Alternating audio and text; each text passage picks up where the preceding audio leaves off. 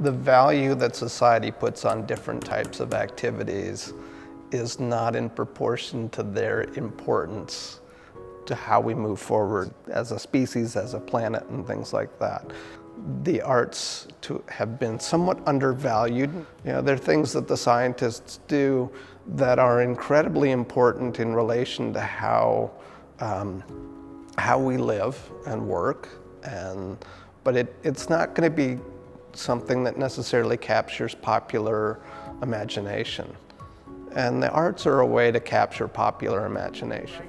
We made a very conscious decision that this was not going to be about visualizing data. We wanted to see if we could do an art exhibition that was about art, that immersed the viewer in an emotional, artistic experience. Well, little kids like me are fascinated when they suddenly discover some insect, but they don't know anything about it. What type of experience is that? It's not a scientific experience. It's just like something that socks you over the head. You know, trying to understand the humanity through my work, trying to understand the culture through my work, or try to understand myself through my work. And I think he's doing the similar thing. It's been eye-opening to me to see my world through Stacy's eyes. You know, this was a log we found in the forest under the snow bank that we pulled out, and she stood it up, and it became something quite different. I would have just seen it as a log in a snowbank without her. You know, I think we both hit it off pretty well. I think Absolutely. We got very excited about it pretty quickly when we started just talking about, because we came into it with not even knowing each other, right. let alone having not talked about it before. And I think it really quickly started clicking, and ideas just grew. She's a natural storyteller. I think that's why she's such a good teacher. And so the conversations that we had, a lot of times they were, you know, they would kind of go off onto a tangent about history of science or how did things get to this point, and it was never daunting. It was just really compelling. I think maybe the challenge was to kind of, you know, kind of narrow that down to something that we could communicate to someone pretty young.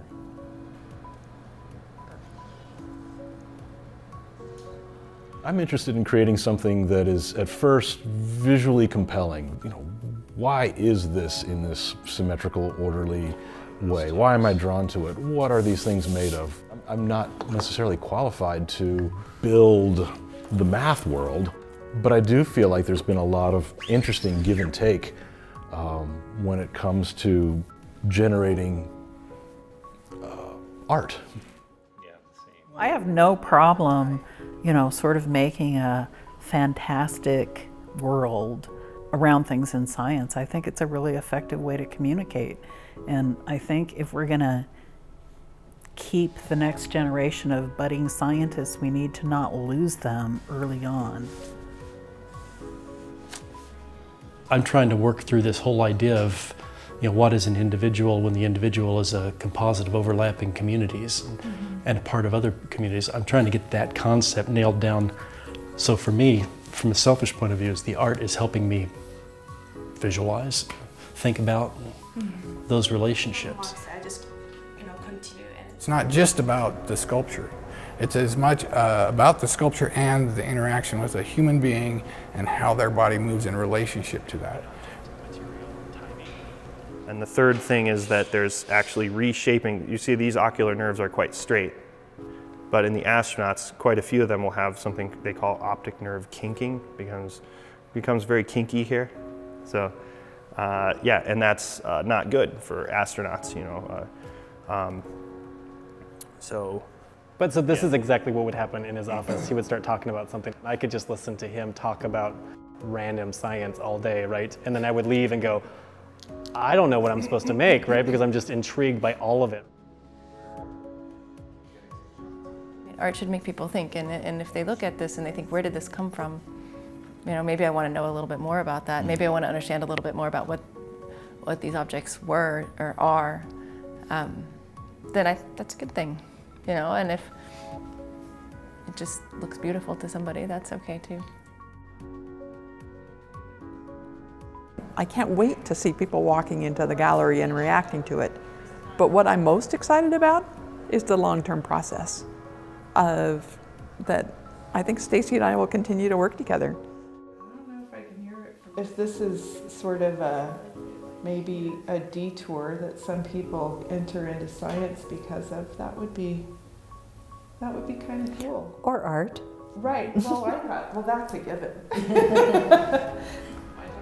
I think my role is to not restate the science, is to interpret it, respond to it, build something creative off of it. And I mean, yeah, I think there's going to be people who are going to come to the show for every piece and say, I expected it to be exactly what I assumed the science was, like facts or things. But all you've offered really is there's a lot of questions that we're living through and we're trying to negotiate our way around.